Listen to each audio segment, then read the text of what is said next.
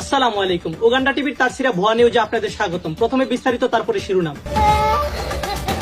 পবিত্র রমজান মাসে শয়তান বন্দী থাকায় শয়তানের দায় দায়িত্ব পালন করতেছেন কিছু মানবরূপী জানোয়াররা। জানা যায় শয়তানের অনুপস্থিতিতে নিখুঁতভাবে দায়িত্ব পালন করতেছেন তারা। দর্শক, বলছিলাম এক কাপল টিকটকার ডিজে অনেক চুদনার কথা। তার বউয়ের পিরিয়ড হয়, এইটাই সে আবার অনলাইনে কই। বিস্তারিত দেখুন গাঞ্জাখুরির রিপোর্ট।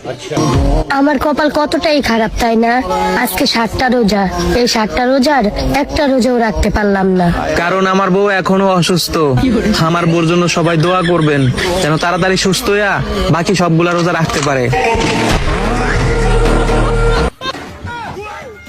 দর্শক, ইসরায়েল থেকে আগত এক জানোয়ারের রিপোর্টে জানা যায় এই শালা তার বউকে দিয়ে আবাসিক হোটেলে ব্যবসা করলে তার বউয়ের মেন চ্যালেঞ্জের অতিরিক্ত লুট পড়ে যাওয়ায় 7 দিন যাবত অসুস্থতায় ভুগছেন এই খলিফা মার্কা ব্যবসায়ী। দর্শক, আমরা এতদিন জানতাম অসুস্থতার কারণে মেয়েরা রোজা রাখতে পারে না। আজ বিজ্ঞানী চুদলিংপং এর নতুন আবিষ্কারের মাধ্যমে জানা যায় যে অসুস্থতার কারণে ছেলেরা রোজা রাখতে পারে না।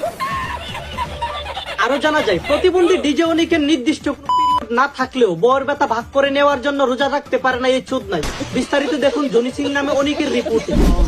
এতদিন অসুস্থতার কারণে আমরা একটা রোজাও রাখতে পারিনি, কিন্তু আজকের রোজাটা আমরা দুইজনেই রাখছি।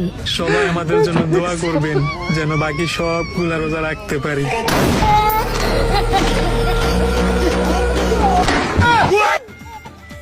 দর্শক, তার কপাল ভালো যে তার নিজের এলাকায় এই ভিডিওটা করছে। তবে এটা সত্য, তার এলাকার মানুষগুলো সব কাপুরুষ, নইলে তার মতন প্রতিবন্ধী কিভাবে রোজা নিয়ে মজা করার সাহস পায়।